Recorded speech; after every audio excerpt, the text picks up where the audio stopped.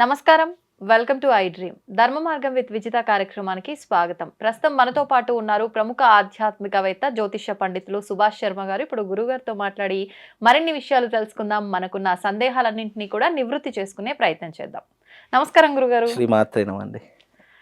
గురుగారు, ప్రస్తుతం మళ్ళీ కరోనా మహమ్మారి వచ్చింది అనే ఒక భయంలో మనం ఉన్నాము. భయం కాదు, వాస్తవం వచ్చేసింది కూడా. అంటే ఒక 20 రోజుల క్రిందట వరకు ఎక్కడో ఒక కేసు వచ్చింది అని చెప్పి అలా విన్నాము, అక్కడ పెరుగుతున్నాయి అని చెప్పి. కానీ మన వరకు రాదు, ఈసారి మనం సేఫ్ అని చెప్పి ఊపిరి పీల్చుకున్నారు.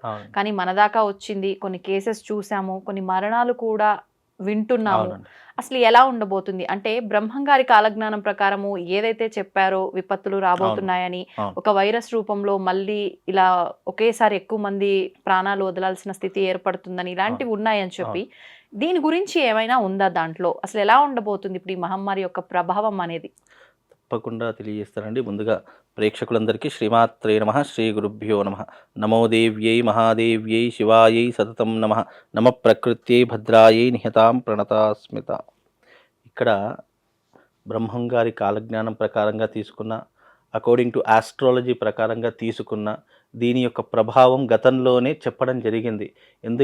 ఎందుకంటే శని ఎప్పుడైతే ఒక రాశి నుంచి ఇంకో రాశిలోకి మారడం జరుగుతుందో దాని యొక్క ప్రభావం ఎలా ఉండబోతుంది అనేటటువంటిది మనకు జ్యోతిష శాస్త్రంలో ఎప్పుడో తెలియజేయడం జరిగింది. అంటే మనకు ప్లానెటరీ పొజిషన్ ఏ గ్రహం ఏ స్థానంలో ఉంటుందో దాని యొక్క పరిస్థితులు భారతదేశం మీద ఎలా పడుతుంది, ప్రభావము ప్రపంచవ్యాప్తంగా ఎలా ప్రభావం పడుతుంది అనేది మనకు జ్యోతిష శాస్త్రంలో ఆల్రెడీ తెలియజేశారు. ఇప్పుడున్నటువంటి అకార్డింగ్ టు ఆస్ట్రాలజీ గతంలోనే చెప్పడం జరిగింది. మనం కూడా కొన్ని వీడియోస్ చేసాం దాని గురించి.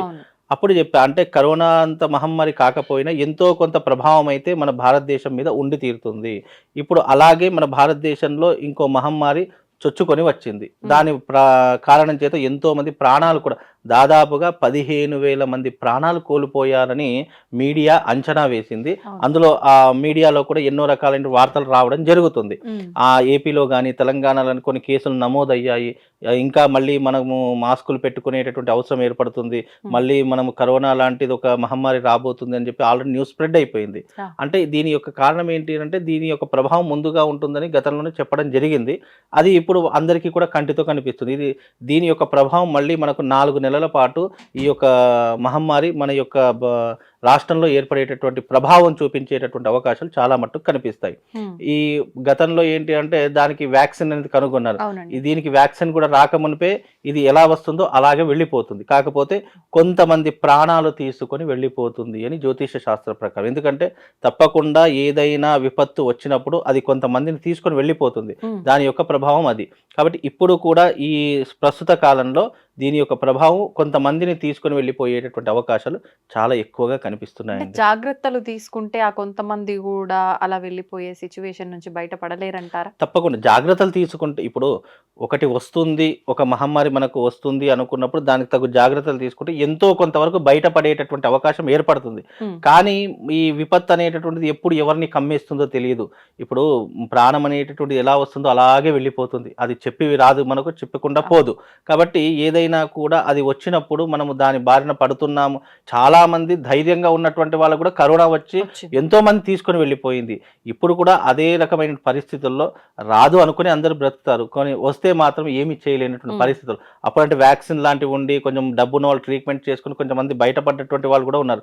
కానీ ఇప్పుడు వచ్చేటటువంటిది చాలా తీవ్రమైనటువంటిది. అందులోని ఇప్పుడు రావడానికి గల కారణం ఏంటంటే, ఇది రైనీ సీజన్, అంటే వర్షాకాలము. మనకు ఇప్పుడు శని దేంట్లోకి మారాడంటే జలతత్వం ఉన్నటువంటి రాశిలోకి మారాడు. జలతత్వం కలిగినటువంటి రాశిలో మార్పు చెందడం వల్ల ఇప్పుడు ఎప్పుడైతే ఈ వర్షాకాలం ప్రారంభం ఎండ్ అవుతుందో అప్పటి వరకు దీని యొక్క ప్రభావం అనేటటువంటిది ఉంటుంది అని శాస్త్రం. అక్టోబర్, సెప్టెంబర్, మనకు ఆగస్టు వరకు అయితే మాత్రమే చెప్పవచ్చు. ఈ ఆగస్టు కొంచెం ఈ ఆగస్టు ఎండింగ్ వరకు ఉండొచ్చు. సెప్టెంబర్ వరకు ఉంటుందా లేదా అనేది జ్యోతిష్యంలో చెప్పలేదు. ఆగస్టు 4 నెలలు మాత్రం తప్పనిసరిగా ఉండేటటువంటి అవకాశం ఉంటుంది. అందులో ఆల్రెడీ ఇది ప్రారంభమయ్యి 1 నెల గడిచిపోయింది. అంటే ఇతర చైనా లాంటి దేశాల్లో, రష్యా లాంటి అక్కడ మొదలయ్యింది. అక్కడ మొదలైన తర్వాత అది మన భారతదేశానికి రావడం కొంచెం సమయం పట్టింది. ఆల్రెడీ మనకు ఏపీలో తెలంగాణలో కొన్ని కేసులు నమోదయ్యాయి. మళ్ళీ ఇవి ఎంతవరకు వెళ్తాయి అనేటటువంటిది మళ్ళీ రానున్న కాలంలో మనకు తెలుస్తుంది. కానీ దీని యొక్క ప్రభావం అయితే తప్పకుండా ఉంటుంది. కాబట్టి ప్రజలు అప్రమత్తంగా ఉండాలి. ముఖ్యంగా చిన్న పిల్లలు, దీని యొక్క ప్రభావం ఎక్కువగా చిన్న పిల్లల మీద పడేటటువంటి అవకాశం చాలా మట్టుకు ఉంటుంది. కొంచెం ఇమ్యూనిటీ పవర్ ఉన్నటువంటి వాళ్ళు తట్టుకుంటారు, కానీ చిన్న పిల్లలకు వస్తే మాత్రం తట్టుకోవడం చాలా కష్టం. ఇది ఎలాంటి వైరస్ అప్పుడంటే మామూలుగా ఏంటి అంటే శరీరంలో ఉన్నటువంటి ఈ లంగ్స్ లోకి వెళ్ళి కొంచెం ఇబ్బంది పెట్టేటటువంటి, లంగ్స్ లోకి వెళ్ళిందంటే మనిషి బ్రీతింగ్ ఇష్యూ ఎక్కువగా ఉండేది. కానీ ఇప్పుడు ఉన్నటువంటి వైరస్ ఎలా ఉంటుందంటే అది ఒక్కసారి అటాక్ అయ్యిందా నోట్లోంచి రక్తం కక్కుకోవడము, చెవులో నుంచి రక్తం కారడము, ముక్కులో నుంచి రక్తం కారడం, శరీరం అంతా కూడా స్కిన్ మారిపోవడము, స్కిన్ అంతా పగుళ్ళు రావడము, ఇలాంటి ఒక కొత్త రకమైనటువంటి వైరస్లు వచ్చే అవకాశం ఉంటుంది. కనుక కాస్త జాగ్రత్తగా ఉండే ప్రయత్నం చేయండి అమ్మా. మళ్ళీ ముందట్లాగా ప్రతి ఒక్కరూ కూడా ఈ మాస్కులు కానివ్వండి, శానిటైజర్లు కానివ్వండి, ఒకరినొకరు దూరంగా ఉండడం కానీ ఇవి చేసుకోండి. ఎందుకంటే వర్షాకాలం వచ్చినటువంటి రోగాలు తొందరగా సంక్రమిస్తాయి, తొందరగా అంటుకుంటాయి. కాబట్టి ఇది వర్షాకాలము, రైనీ సీజన్ కాబట్టి కొంచెం జాగ్రత్తగా ఉండే ప్రయత్నం చేయండి. బయటకు వెళ్ళేటప్పుడు కానీ లోపలికి వచ్చేటప్పుడు కానీ కాళ్ళు కడుక్కొని చక్కగా శుభ్రంగా వీలైతే స్నానం చేసి ఇంట్లోకి వచ్చేటటువంటి ప్రయత్నం చేస్తే అన్ని రకాలుగా బాగుంటుంది. ఇది 4 నెలల పాటు ఇంకా ఉండేటటువంటి అవకాశం ఉంటుంది. కాబట్టి ప్రజలందరూ అప్రమత్తంగా ఉండి దైవం మీద భారం వేసి మీ కాలాన్ని గడిపే ప్రయత్నం చేస్తే అన్ని రకాలుగా బాగుంటుంది. ఇప్పుడు జాగ్రత్త తీసుకుంటాము అంతవరకు ఓకే అండి. మనం దేనికైనా భగవంతుడు శివుడాజ్ఞ లేనిదే చీమైనా కుట్టదు అని చెప్పి ఆయన ఆజ్ఞ లేనిదే ఏదైనా జరగదు అనుకుంటాము. అంటే ఇదంతా మనం ప్రకృతిని పాడు చేయటం వల్ల వచ్చే ఇబ్బందులు అనుకోవచ్చో, లేకపోతే ఆయన సృష్టిలోనే ఇది ఒక భాగం అనుకోవచ్చో తెలియదు. మొత్తానికి ఇలాంటి ఇబ్బందులు అయితే చూస్తున్నాము, ఇక మీదట కూడా చూడబోతున్నాము. మరి ఆయన్నే మనం గనక గట్టిగా పట్టుకుంటే, ఆయన ఆరాధనలో ఆయన భక్తిలో మనం నిమగ్నమై ఉంటే ఇటువంటి రాకుండా ఆపగలమా? లేదు అంటే మన వరకైనా మనం అంత ధ్యానంలో ఉంటే మనం బయటపడగలమంటారా? తప్పకుండా శివుడి ఆజ్ఞ లేనిదే చీమైనా కుట్టదని ఎలాగైతే మనకు ఒక శాస్త్రం ఉందో, ఎలాగైతే మనం వాడుకలో పిలుచుకుంటామో, అలాగే సృష్టిలో ఒక నిబద్ధత ఏంటి, కాల ప్రమాణం ఏంటి అని అంటే కూడా మనిషి ఎలా పుట్టాడో అలాగే మనిషికి పుట్టుకతో అంతం కూడా అలాగే ఉంటుంది. సృష్టిలో కూడా నేచర్కి కూడా ఎలాగ ప్రారంభమైందో అలాగే అంతమయ్యేటటువంటి పరిస్థితులు కూడా ఉంటూ ఉంటాయి.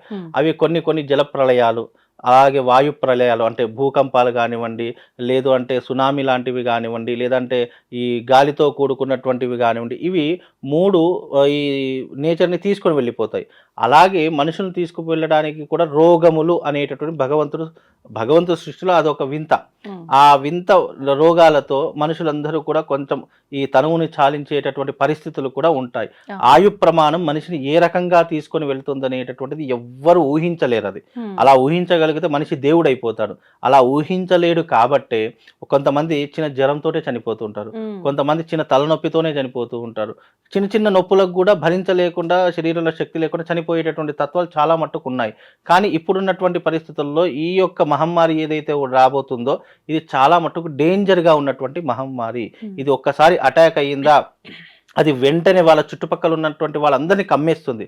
అప్పుడంటే కరోనా వస్తే కొంచెం దూరంగా ఉండి ఒక రూమ్లో ఉంటే సరిపోయేది, ఇంటి వాళ్ళు అందరూ సేఫ్గా ఉండాలి. ఇప్పుడు అలా కాదు, కేవలం దాని గాలి వల్ల లేదా వాళ్ళు వాడినటువంటి పదార్థాల వల్ల కూడా, దాన్ని ముట్టుకోవడం వల్ల కూడా ఈ యొక్క సమస్యలు విపరీతంగా చెలరేగేటటువంటి అవకాశాలు ఎక్కువగా ఉంటాయి. అందుకే కాస్త జాగ్రత్తగా ఉండి డిస్టెన్స్ పాటించడము, కొద్దిగా మనము చిత్తశుద్ధి పాటించడము, కొంచెము సోషల్ రెస్పాన్సిబిలిటీ పాటించడము, ఇలా కొంతవరకు చేస్తే ఎంతో కొంతవరకు బయటపడగలుగుతాము. కాబట్టి భగవంతుడి యొక్క ఆరాధన చేస్తూ మన ప్రాణానికి ఏమీ ఇబ్బంది లేకుండా ఉంటే ఇంకా చాలా బాగుంటుంది. ఇంకా వీలైతే మృత్యుంజయ మంత్రాన్ని పఠించేటటువంటి ప్రయత్నం చేయండి. దాని ద్వారా కూడా మనకు కొంతవరకు ఉపయోగపడేటటువంటి అవకాశాలు ఉంటాయి. దాని ద్వారా కూడా మీరు అన్నట్టు ఆ పరమేశ్వరుడి యొక్క అనుగ్రహం సంపూర్ణంగా ఉంటుంది. ఓం మృత్యుంజయాయ రుద్రాయ నీలకంఠాయ శంభవే అమృతేశాయ శర్వాయ మహాదేవాయతే నమః అనేటటువంటి మంత్రాన్ని చదువుకోండి. లేదా ఓం త్రయంబకమజామహే సుగంధిం పుష్టివర్ధనం ఉర్వార్మకనివబంధనాన్ మృత్యోర్మోక్షే యమామృతాత్ అనేటటువంటి మంత్రాన్ని పఠించండి. మంత్రశక్తి ద్వారా నీకు రాబోయేటటువంటి మృత్యుగండం కూడా దూరం అయిపోయేటటువంటి అవకాశం ఈ మంత్రశక్తికి ఉంటుంది. ఇది కేవలము ఇది వస్తుంది అనేటటువంటి దాంతో కాకుండా ఈ మంత్రాన్ని నిరంతరం ఎవరైతే పాటిస్తారో వాళ్ళకు అపమృత్యు దోషాలు ఉండవు. అంటే సడన్గా చావులు అనేటటువంటి రావు, సడన్గా యాక్సిడెంట్లు అనేటటువంటి జరగవు. అలాగే మనకు కొన్ని యమగండ కాలాలు ఉంటాయి, అవి మన మీద పడకుండా ఆ భగవంతుడు రక్షించేటటువంటి ఒక మహా మంత్రం ఏదైనా ఉందంటే ఈ మృత్యుంజయ మంత్రం. ఎవరికైనా ఆరోగ్యం బాగాలేకపోయినా, ఎవరికైనా మృత్యుకాలం సమీపించినా, లేదా కైలాసానికి వెళ్ళాలనేటటువంటి కోరికతో ఎవరైనా చివరి క్షణంలో ఉన్న ఈ మంత్రాన్ని వాళ్ళ చెవిలో చెప్పినా వాళ్ళు కైలాసానికి వెళ్తారట. అంత మహత్తరమైనటువంటి మంత్రము ఇది. శివపురాణంలో చెప్పినటువంటి అద్భుతమైనటువంటి మంత్ర శ్లోకము ఈ 2 శ్లోకాలు. ఇవి పఠించడం ద్వారా మీరన్నట్టుగా ఎన్ని మహమ్మారులు వచ్చినా మనం బయటపడేటటువంటి శక్తిని మనం పుంజుకోవాలి, ఒక హ్యూమినిటీని మనం తీసుకోవాలనుకుంటే ఈ మంత్రం ద్వారా చేసుకోవచ్చమ్మా. నిజంగా అందరికి ఒక మంచి ధైర్యాన్ని ఇచ్చినట్టే చెప్పాలండి. ఈ మంత్రం ద్వారా మనం ఖచ్చితంగా భగవంతుడికి దగ్గరలో ఉంటాము, దాని నుంచి బయటపడతామంటే అంతకన్నా మంచి విషయం ఇంకోటి లేదు. ధన్యవాదాలండి. శ్రీమాత్రే.